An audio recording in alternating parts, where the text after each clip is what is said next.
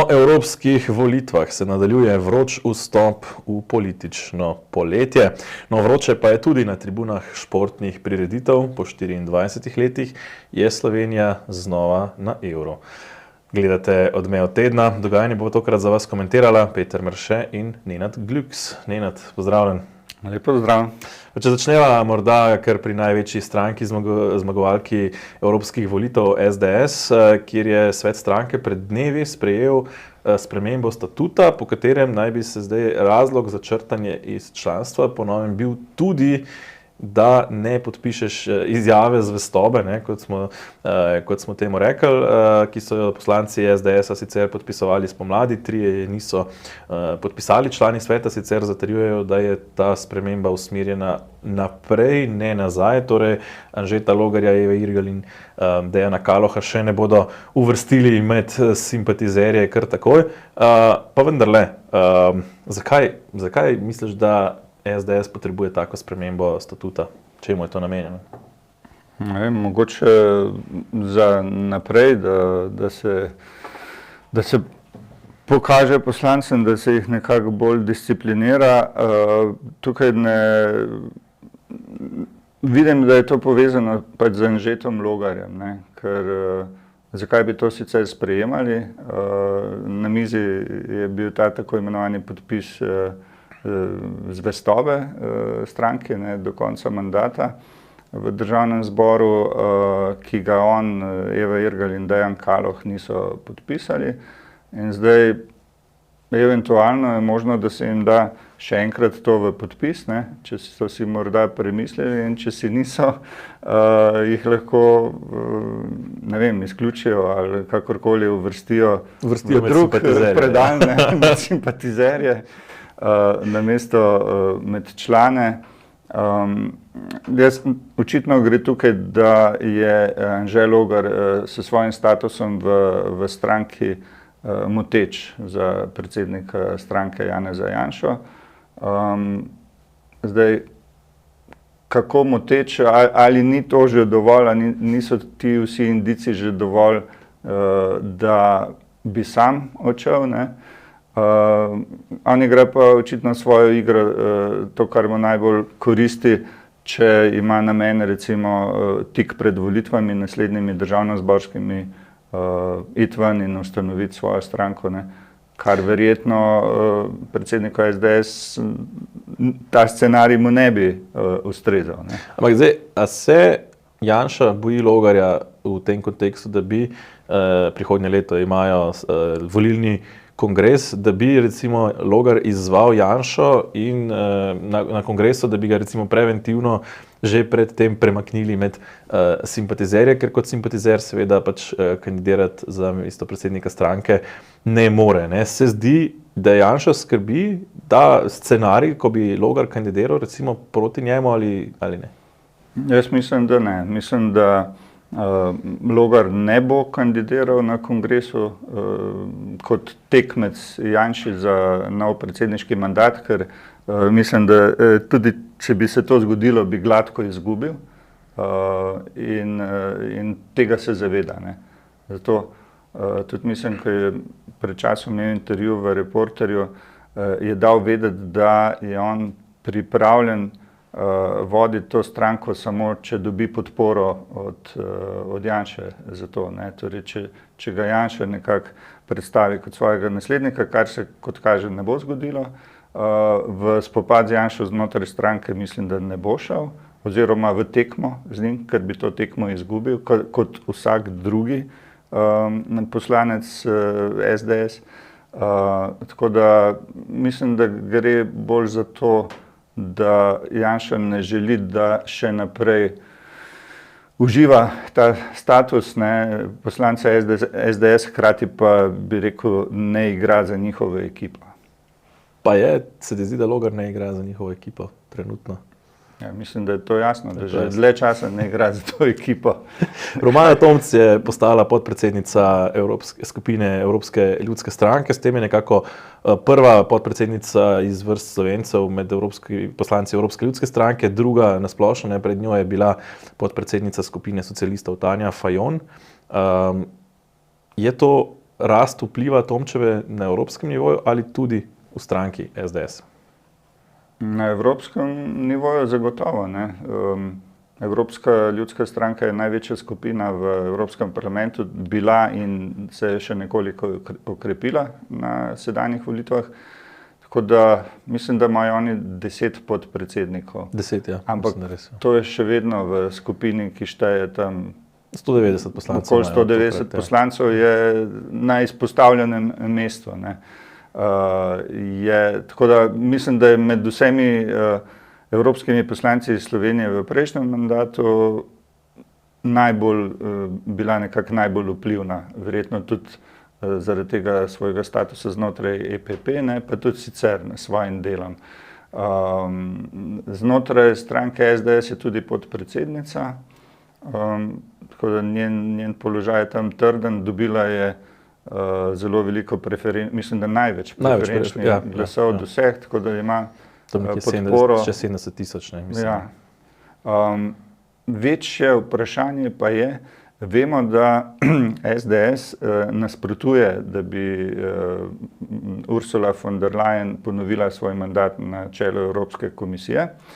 Tako da bo tukaj zanimiva dinamika, ali kaj bo storila SDS, če bo vseeno pač ona izvoljena, če bo prišlo recimo do neformalne koalicije, kot je bila do zdaj EPP, socialisti in demokrati ter liberalci. Glede tega je Janša celo že govoril, da pač oni na to ne bodo pristali in da če bi šlo v tej smeri, da bi verjetno Evropska ljudska stranka celo razpadla. Drži, ja. In da bi se neke nove koalicije oblikovale. Jaz razumem, da SDS v okviru koalicije, kot je bila v prejšnjem mandatu parlamenta Evropskega, več ne namerava biti.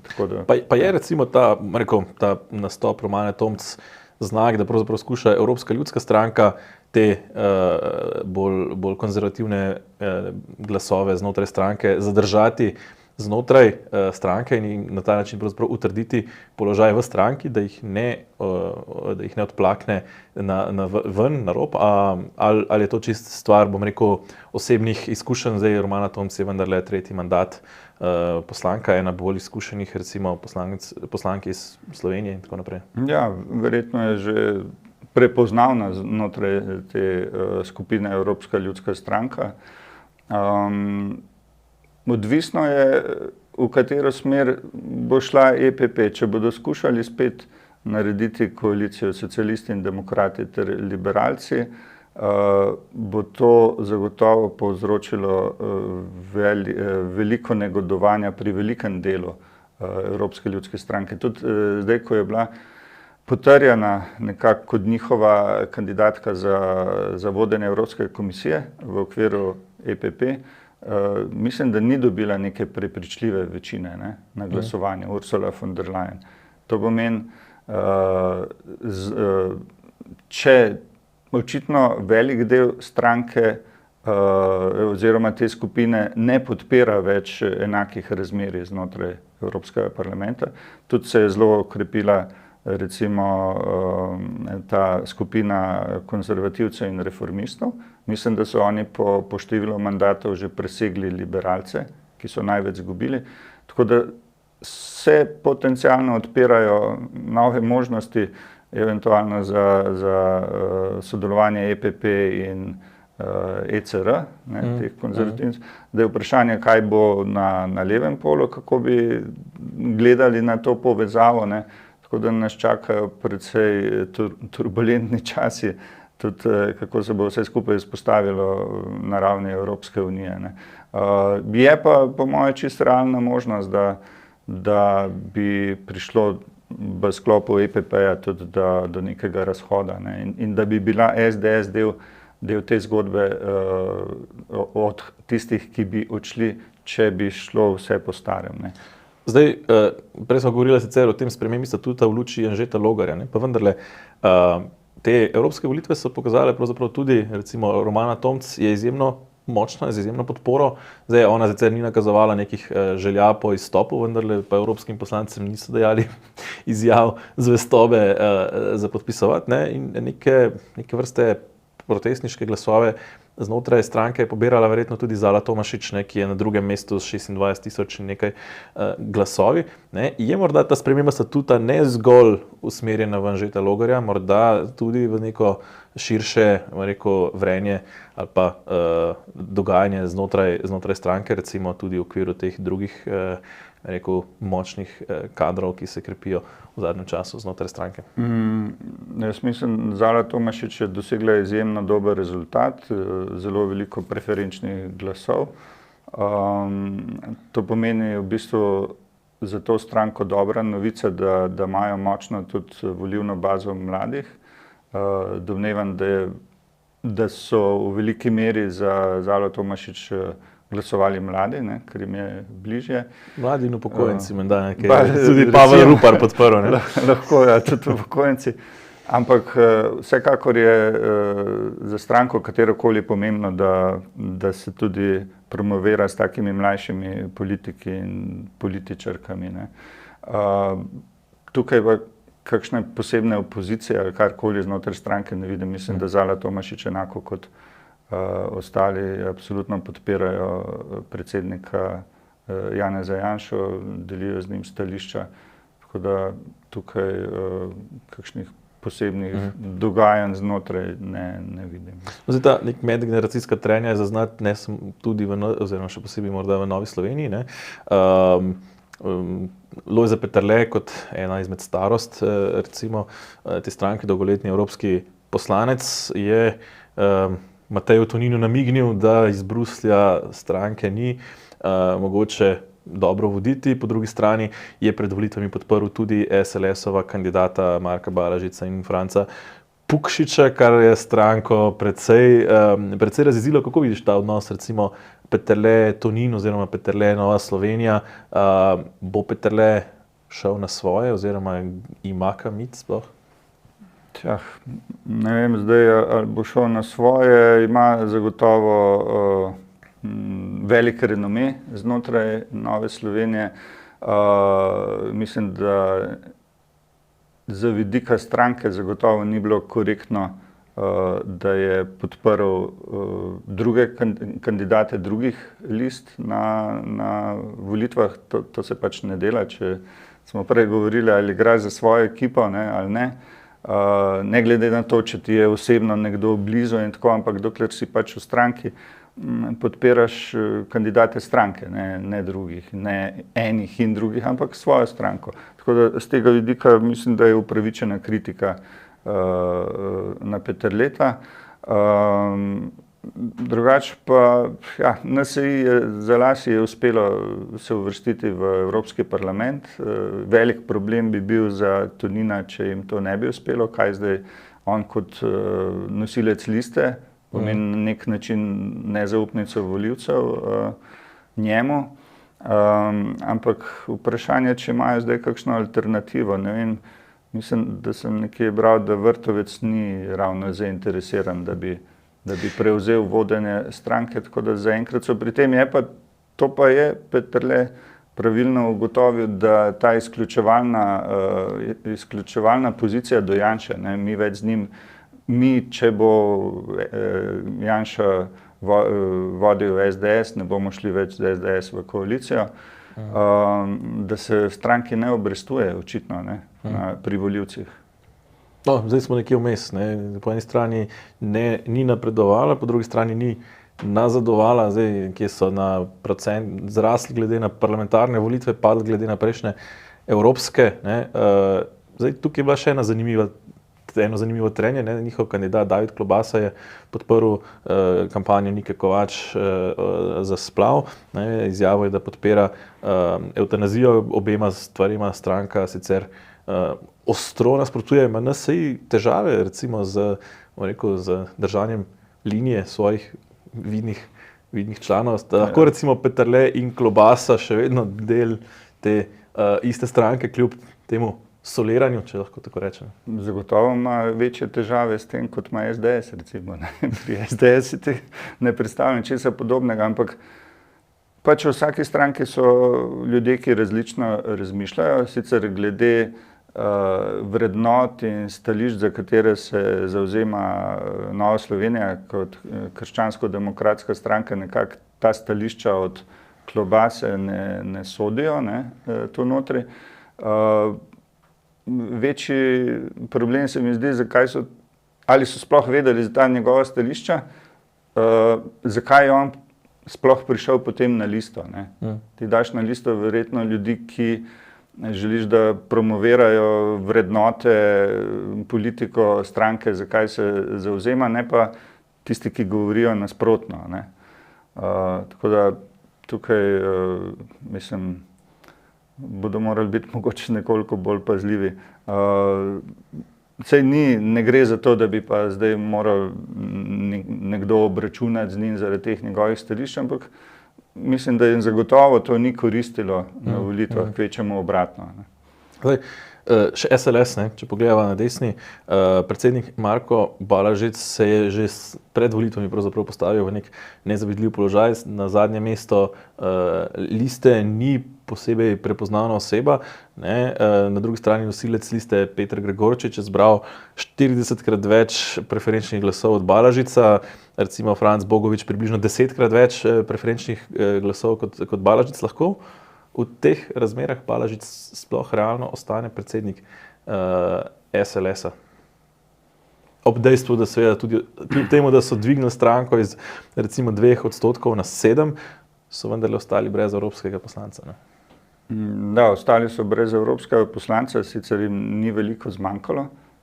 Mislim, da je stranka dobila zelo dober rezultat na volitvah glede na pretekle rezultate. Mislim, da na prejšnjih volitvah skupaj z še nekaj strankami so imeli skupino Povežimo Slovenijo. Ne. In so dobili manj glasov takrat kot zdaj sami, za kar gre nedvomno največja zasluga Petru Gregorčiču kot nosilcu. To, da dobi pa predsednik stranke tako malo preferenčnih glasov, pa v bistvu veliko pove o tem, kako uspešen je kot politik. Marjan Šarec je bil tudi, ne vem, ali je bil na zadnjem ali pa med zadnjem. Na osmem mestu, ja.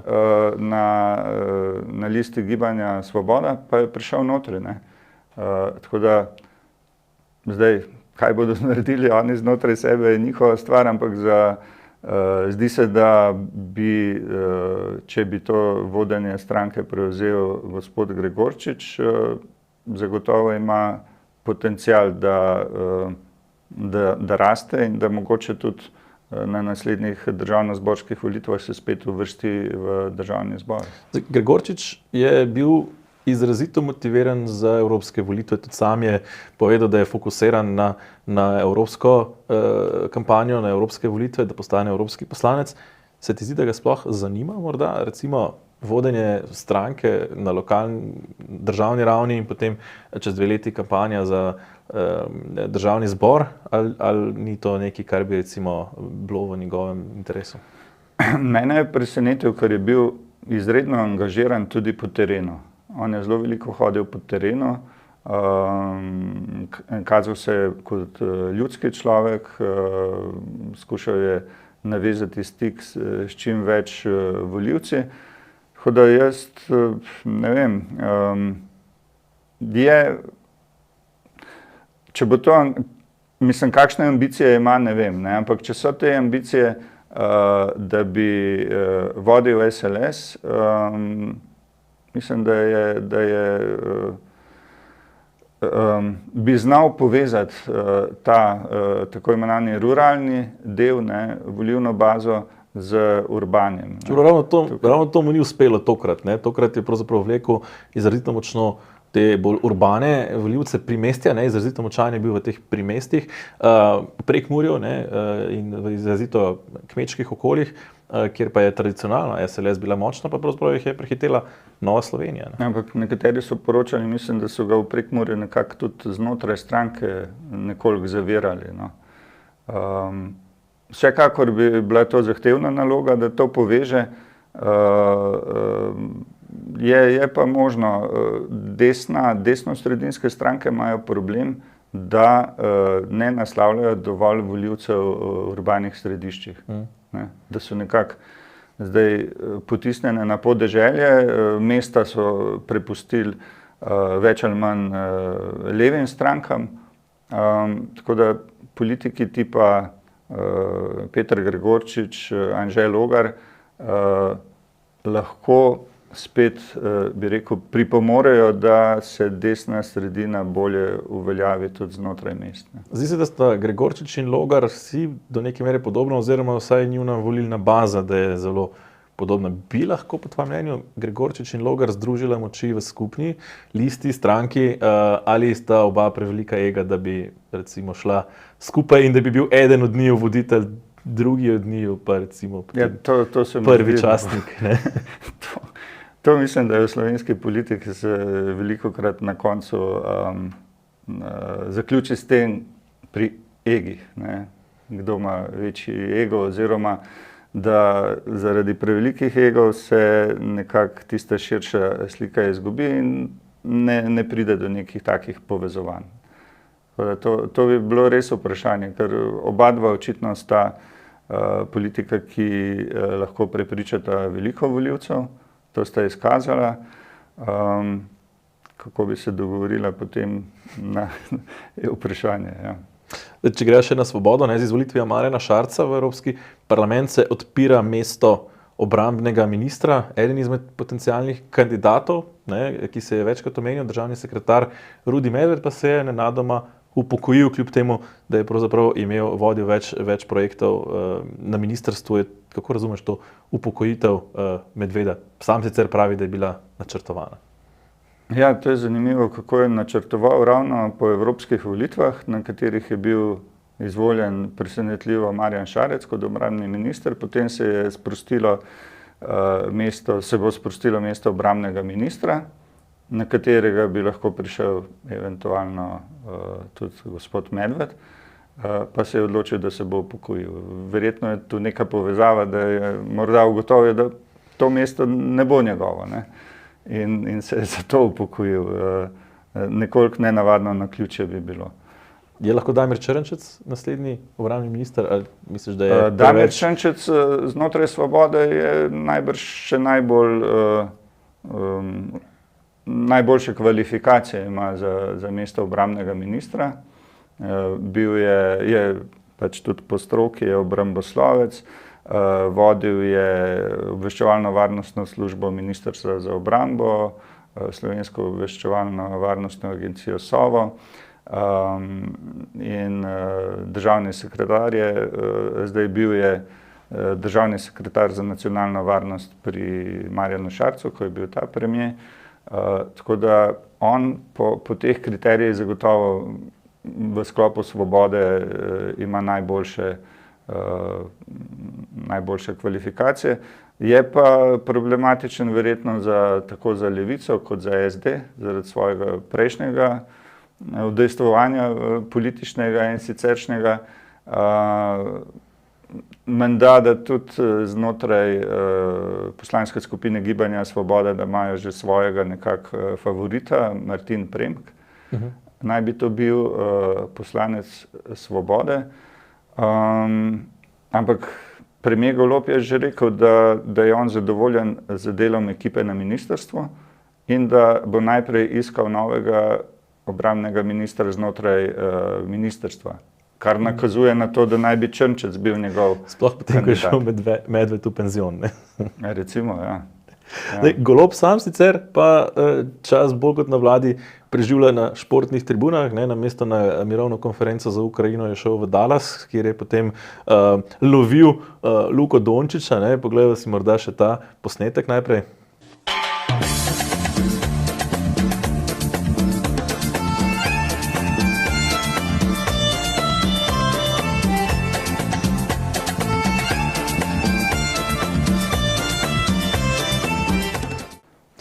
Skratka, v Dallasu Dončić ga ni, kako bi rekel po domače, šljivil, ne, kaj dosti, premijeja, ne, premijer na tribunah pozira s Tino Gaber, zdaj je trenutno v Nemčiji na evropskem prvenstvu v nogometu. Kako recimo si lahko predsednik vlade pravzaprav vzame toliko časa za oglede športnih dogodkov? Zdaj videli smo sicer Pahorja, ki je vihtel slovensko zastavo, ampak vendarle je to bilo v Sloveniji in v času, ko je bil predsednik republike, ki je vendarle bolj protokolarna funkcija. Premijer pa naj bi vendarle imel več dela, verjetno, da normalno ne bi bilo, da pohajkuje toliko po nogometnih tekmah. Ne. Tukaj bi ločil ta njegov obisk ZDA in tekme Dončićevega Dallasa z Bostonom, kjer je šlo dejansko čisto za njegovo zasebno zadevo. On mislim, da je tudi nekje izjavil, da so to njegove mladostniške sanje, tako da bi si ogledal finale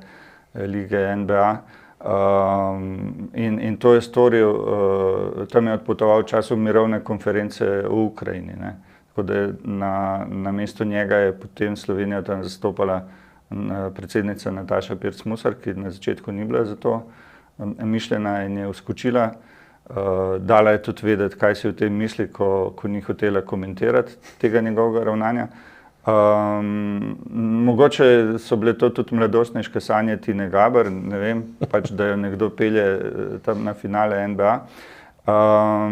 Ampak kar se tiče Nemčije, Evropskega prvenstva, kjer je tudi šel na tekmo Slovenija-Srbija, je pa bila tam tudi, mislim, da poslovna konferenca v Münchnu, pa sestal se je s predsednikom vlade Bavarske, tako da to bi dal v nek drug kontekst. Tukaj je vseeno šlo za slovensko reprezentanco, tudi so bile druge, bi rekel, neke druge vsebine zraven, gospodarske, tako da tukaj tega jaz ne bi problematiziral. Tisto, kar je pa pač ta njegov izlet v ZDA, tukaj pa mislim, da je dal prioriteto svojim sanjam, ne, ali pa sanjam svoje partnerke, ne pa koristim interesom države. Zdaj, ko smo ravno pri nogometu, sreče ravno ni prinesel, ne, v zadnji minuti je Srbija potem izenačila na 1-1, tako da zdaj trenutno imamo rezultat Slovenija-Danska 1-1, Slovenija-Srbija 1-1. Kako vidiš razmere in koliko možnosti ima Slovenija, da se prebije preko skupinskega dela? Jaz sem napovedal, ko sem imel predstavitev tokratne številke Domovina za Radio Univox, sem me vprašal, kakšen rezultat bo, sem rekel 1-0 za Slovenijo. Tako da do zadnje sekunde je to veljalo, ne. Potem žal ne. Ni nemogoče, da bi recimo Slovenija iztržila vsaj točko z Anglijo, ker Anglija ni tako prepričljiva, tako da imajo še možnost, da pridejo v izločilne boje. Je pa res škoda, ker so prikazali do zdaj zelo dobro igro, požrtvovalnost, angažiranost, tako da bi si zagotovo zaslužili, da grejo naprej. Tukaj je malo sreče jim je zmanjkalo, ampak vse, kakor bi rekel Srečko Katanec, kapo dol. Zdaj, dve zadevi še pogledamo. Koalicija je vložila novelo zakona o javnem redu in miru. Martin Prem, ki je že prej omenjeni, je to nekako pojasnil, da trenutno v Sloveniji ni prepovedano, če bi kdo želel postaviti kip Hitlerja, ga nihče ne more pri tem to ni eksplicitno prepovedano. Zdaj, eksplicitno so navedli, da je zdaj torej prekršek obešati nacistične ali fašistične zastave, razkazovati simbole, vzklikati pozdrave, parole, peti himne, pesmi z namenom poveličevanja, odobravanja, opravičevanja, zagovarjanja ali spodbujanja teh skrajnih ideologij, in to bi se kaznovalo nekje za 1000 do 2500 evri kazni. Zelo jasno so opredeljene tudi organizacije, in sicer naj bi bile to organizacije, ki so v drugi svetovni vojni z Nemčijo, Kraljevino Italijo, Madžarsko in neodvisno državo Hrvaško sodelovale pri okupaciji območja današnje Republike Slovenije v Kraljevini Jugoslaviji, in so potem celo poimenovane, torej Slovensko domobranstvo, protikomunistična milica, Gorenjska samozaščita, Slovenski narodni varnostni zbor, Jugoslovanska vojska, v domovini, vermani, raztrganci, črna roka in ustaši. Ne, zdaj, jaz ne vem zate, ampak jaz za pol teh organizacij pravzaprav sem prvič slišal, ko sem bral ta osnutek tega zakona, predvsem pa praktično nobenega tega simbola nisem videl. Zdaj, a se nam grozi, da nam bodo začeli rasti Hitlerjevi kipi kot gobe po dežju? Kako razumeš to nujo potem, da se pravzaprav prepove recimo te simbole, hkrati pa istočasno recimo nikjer niso omenjeni drugi totalitarni simboli, ne vem, komunizma, leninizma, stalinizma in tako naprej. Ja, ni ravno videti, da bi nekdo te simbole pač množično uporabljal v Sloveniji. Gotovo se pojavljajo posamezni skrajneži, ne, ki so jim tudi te stvari blizu. To vidim v neki širši sliki svarjenja pred tako imenovano skrajno desnico, ki naj bi se širila po Evropi, fašizem, nacizem, nevarnost za demokracijo. Dejansko nekih, bi rekel, večjih skupin, ki bi to promovirale v Sloveniji ni. Ne, videli smo, mislim, da je policija rekla okoli 70 mladeničev, ne, ki so korakali skozi Ljubljano. Ampak še ti niso imeli prav teh simbolov, ki so tukaj prepovedani, čeprav vem, ne? Nekateri so, mislim, da so navajali, da so tudi nacistični pozdrav eni od njih uporabljali in tako naprej. Ampak tukaj je pač Slovenija v specifičnem položaju. Recimo simbol je rdeča zvezda, ne? Rdeča zvezda kot simbol komunizma, ki je bil ravno tako totalitarni režim, ki je po svetu terjal na desetine milijonov. Nenazadnje je bil okupatorski simbol v času osamosvojitvene vojne, ne? Torej, tudi, ja, tudi. Ampak če pogledaš že v parlament, ne, tam je velika freska, nekaj 10 metrov dolga, zgodovina Slovencev.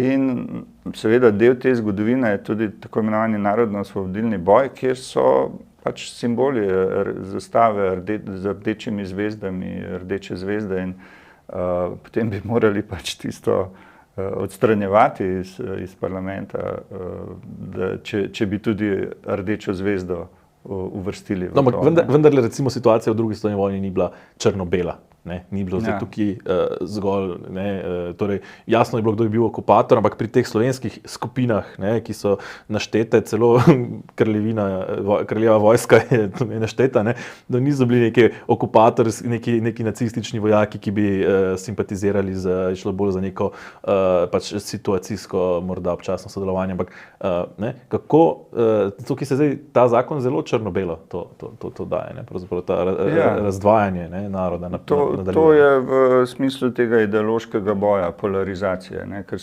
večkrat se je skušalo poenostavljati problematiko druge svetovne vojne na Slovenskem, češ ve se, kdo je bil na pravi strani zgodovine. Ne? Ve se, kdo je bil na pravi strani. To pomeni, ali so bili torej na pravi strani zgodovine tudi tisti, ki so izvajali revolucionarni teror, pobijali civiliste med vojno, po vojni, pobijali na tisoče vojnih ujetnikov, ali so bili oni na pravi strani zgodovine. Tako da to stvari niso črno-bele, jih pa skušajo take A komu to koristi? prikazati. Komu ta trenutek to koristi na tak način, to razdvajanje? To koristi levemu polu. Praviloma vedno koristi levemu polu. Kadar pride ko se usili ta diskurs partizani, domobranci, to vedno koristi levemu polu. Ker je to v bistvu namišljeni, bi rekel, tematika, vsebina namišljena, ne gre za vprašanje partizani, domobranci, gre za vprašanje, novejše vprašanje, kdo se zavzema za neke demokratične standarde, kdo pa ne. In če pa to sprejme, ne, desna sredina, ta diskurs, partizani, domobranci bo pa vedno izgubila, ker je v Sloveniji taki poenostavitvi sledi večji del tistih tako imenovanih, ki so podporniki partizanov, kot tisti, ki so podporniki domobrancev. Ne. Če se na ta način poenostavlja, ne, kar je napačno, ampak oni to vejo in na tem polju zmagujejo. Ne. Smo že mislili, da smo to prerasli. Ne. Zdaj še eno področje političnega boja, ki ga bije vlada, so pa zdravniki. Ne. Ti so zdaj predlagali spremembo kazenskega zakonika, da bi torej v luči vse pogostejših napadov na zdravstveno osebje in boja, ki ga vlada bije, pravzaprav zdravniki tudi preko stavke, ki traja že skoraj pol leta, ne, torej zbirajo podpise za spremembo kazenskega zakonika, ki bi dal tudi zdravnikom status uradne osebe, podobno kot jo imajo že sodniki in policisti, da bi s tem pravzaprav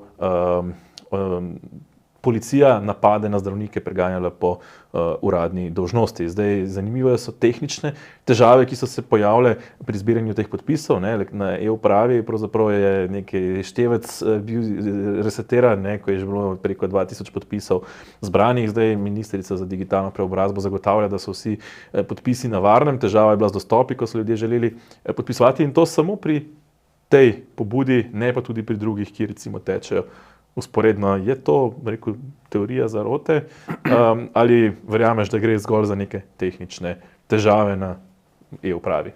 Ne vem, kaj bi bilo slabše, ali da gre samo za neke tehnične težave, oziroma če to sodi nekako pod pristojnost ministrice za digitalno preobrazbo, Emilije Stojmenove Duh, in se take stvari dogajajo, to samo dokazuje, da pač oseba ni primerna za ta položaj, kar se je izkazalo tudi že pri nabavi 13 000 računalnikov, od katerih je velika večina še vedno v nekem skladišču v Logatcu, ker jih pač